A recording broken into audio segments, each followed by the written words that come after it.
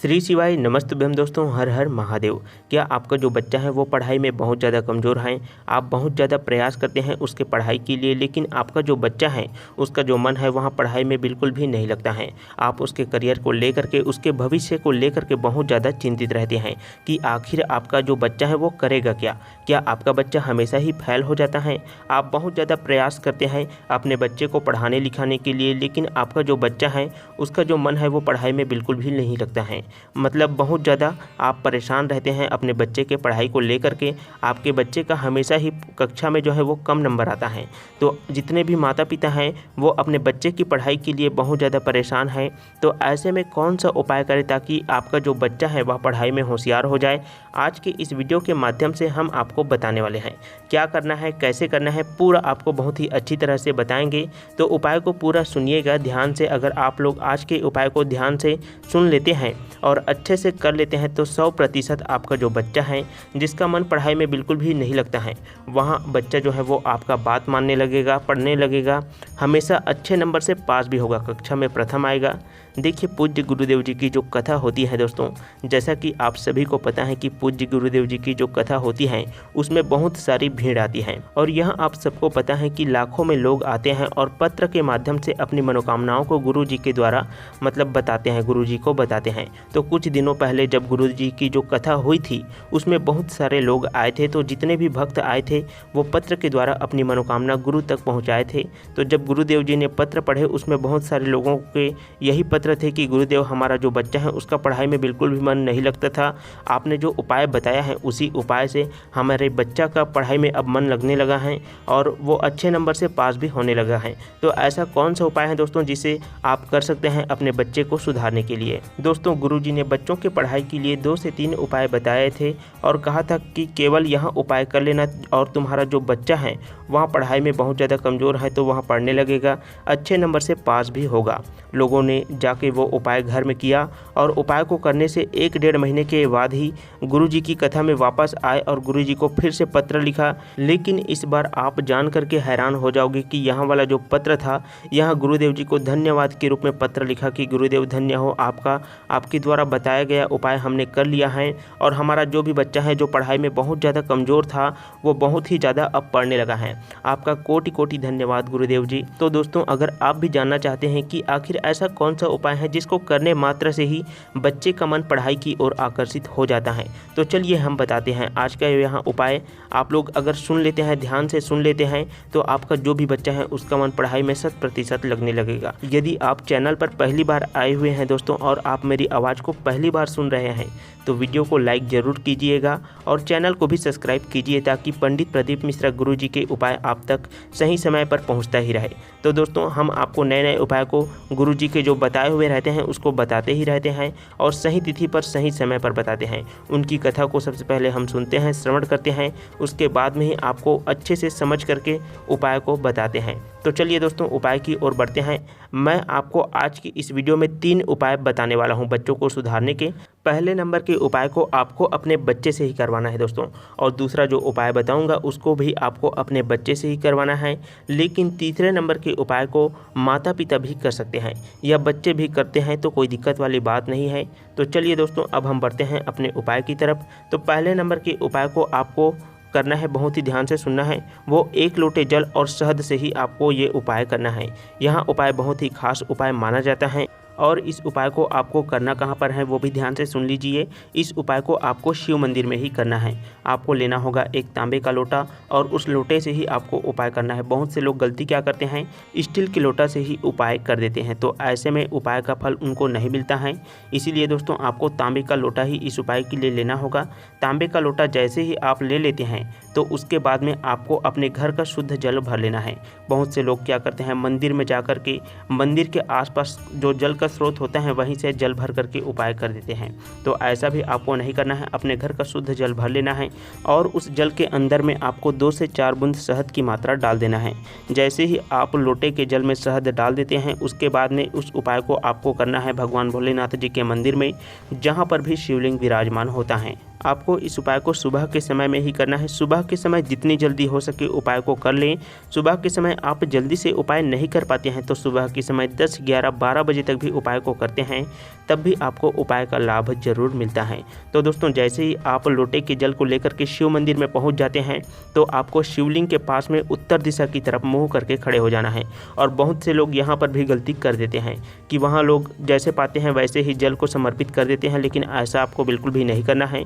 आपको उत्तर दिशा का बिल्कुल खास रूप से ध्यान रखना है कि उत्तर दिशा किस तरफ होता है।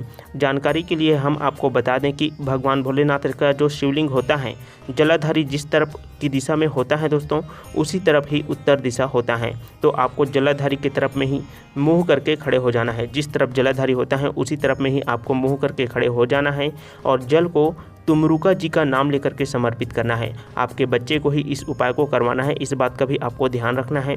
आप अपने बच्चे के साथ में लोटे के जल को लेकर के चले जाइए भगवान भोलेनाथ जी के मंदिर में और वहीं पर ही आपको इस उपाय को करवाना है। तुमरुका जी का नाम लेकर के पूरे जल को धीरे धीरे करके समर्पित भगवान भोलेनाथ जी के शिवलिंग के ऊपर में कर दीजिए।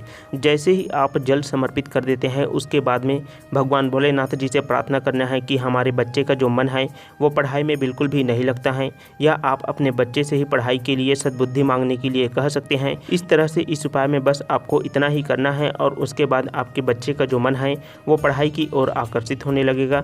यदि पढ़ाई में कमज़ोर हैं तो वह पढ़ाई में अव्वल आना शुरू हो जाएगा, बच्चे क्लास में प्रथम आना शुरू हो जाएगा, बच्चे की जो बुद्धि है वो खुलने लगेगी। तो दोस्तों, इस प्रकार से आपको पहले नंबर के उपाय को हमने अच्छी तरह से बता दिया है। अब आगे बढ़ते हैं दूसरे नंबर के उपाय की तरफ। दूसरे नंबर के उपाय के लिए लेना होगा आपको एक पान का पत्ता। केवल और केवल एक ही पान का पत्ता लेना है और पान का पत्ता लेते समय आपको ध्यान रखना है कि पत्ता कहीं से भी कटा फटा नहीं होना चाहिए, कहीं से भी खंडित नहीं होना चाहिए, ठीक होना चाहिए। पत्ते के सभी भाग अच्छे से होना चाहिए। जैसे ही आप पान का पत्ता ले लेते हैं उसके बाद में आपको एक और काम करना होगा। उस पत्ते में आपको ऊपर भाग में शहद को अच्छी तरह से लेपन कर देना है, शहद को अच्छी तरह से लगा देना है। उसके बाद में आपको पहुँच जाना है भगवान भोलेनाथ जी के मंदिर में, शिव मंदिर में पहुँच जाना है और शिवलिंग के पास में आपको उत्तर दिशा की तरफ में खड़े हो जाना है। जिस तरफ जलाधारी होता है उसी तरफ में ही आपको मुंह करके खड़े हो जाना है। और उपाय को आपको बहुत ही ध्यान से समझना है दोस्तों। उपाय को आपको माता अशोक सुंदरी की जगह में करना है। उस पान के पत्ते को आपको माता अशोक सुंदरी की जगह में आपको समर्पित करना है। और आप सभी लोग जानते हैं कि माता अशोक सुंदरी की जगह जो होती है वो शिवलिंग के बीचों बीच में जलाधारी के बिल्कुल बीच में होती है, जहाँ पर जलाधारी में थोड़ा सा उभार जैसा बना होता है। वहीं पर ही आपको पान के पत्ते को समर्पित करना है। लेकिन पान के पत्ते को ऐसे ही आपको समर्पित नहीं करना है। सबसे पहले आपको एक लोटा जल भगवान भोलेनाथ जी के शिवलिंग में समर्पित कर देना है। और इस उपाय को आपको सुबह के समय में करना है, इस बात का आपको ध्यान रखना है। सुबह के समय जितनी जल्दी हो सके कर लें। सुबह के समय यदि आप जल्दी से नहीं कर पाते हैं तो 10, 11, 12 बजे तक भी करते हैं दोस्तों, तब भी आपका उपाय जरूर ही काम करेगा। तो सबसे पहले आपको जल समर्पित करना है। उसके बाद में उस पान के पत्ते को आपको माता अशोक सुंदरी की जगह में समर्पित करना है कुंदकेश्वर महादेव के नाम से। कुंदकेश्वर महादेव आपके बच्चे की बुद्धि को बढ़ाएगा। आपके बच्चे का जो दिमाग है वो कमज़ोर है तो उसको सही करेगा। यदि आपका बच्चा पढ़ाई लिखाई करता है, उसको ढंग से याद नहीं होता है, तो याद शक्ति में वृद्धि होगी। इस उपाय को करने मात्र से आपके बच्चे की पढ़ाई लिखाई से रिलेटेड जितने भी समस्याएं हैं वो सब दूर हो जाएगा।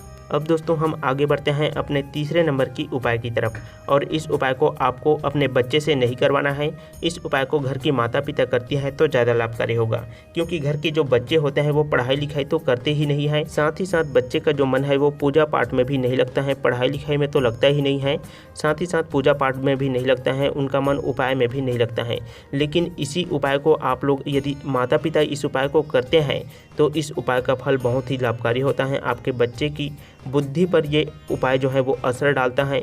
मंद बुद्धि का बच्चा है तो वह ठीक से पढ़ने लगेगा। माता पिता अगर इस उपाय को करता है तो बहुत ही लाभकारी होगा। अब इस उपाय के लिए आपको क्या करना है ध्यान से समझिएगा दोस्तों। और इस उपाय के लिए सबसे अच्छी बात यहाँ है कि यह उपाय आप अपने घर पर ही कर सकते हैं। अपने बच्चे की बुद्धि को बढ़ाने के लिए यह उपाय बहुत ही कारगर उपाय है और माता सरस्वती जी का उपाय है, जिसे आप अपने घर पर ही कर सकते हैं। भगवान भोलेनाथ जी के मंदिर में जाने की भी आपको आवश्यकता नहीं है, लेकिन आपको इस उपाय के लिए माता सरस्वती जी का फोटो चाहिए ही चाहिए।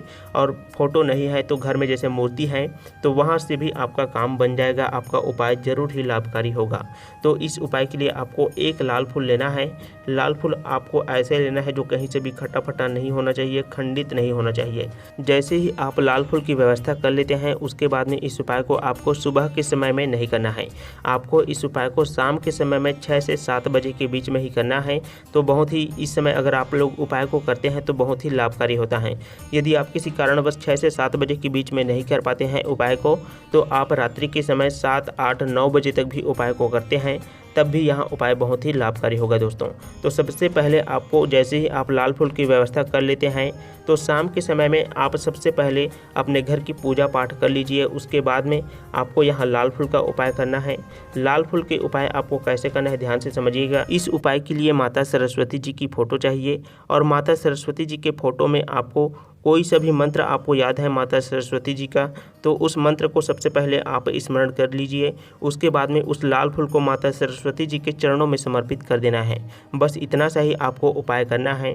और उस लाल फूल को समर्पित करने के बाद में आपके बच्चे की जो भी समस्याएं हैं उसको आपको माता सरस्वती जी को अच्छी तरह से बता देना है कि हमारा बच्चा जो है वो बिल्कुल भी पढ़ाई नहीं करता है, जिद्दी स्वभाव का बच्चा है, पढ़ने के लिए बोलते हैं तो उल्टा गुस्सा दिखाने लगता है, बातचीत करना बंद कर देता है। जितने भी समस्याएं हैं दोस्तों आपके बच्चे के, उसे आपको माता सरस्वती जी के सामने में बोल देना है और उस लाल फूल को आपको 3 से 4 घंटे तक वहीं पर रखे रहने देना है।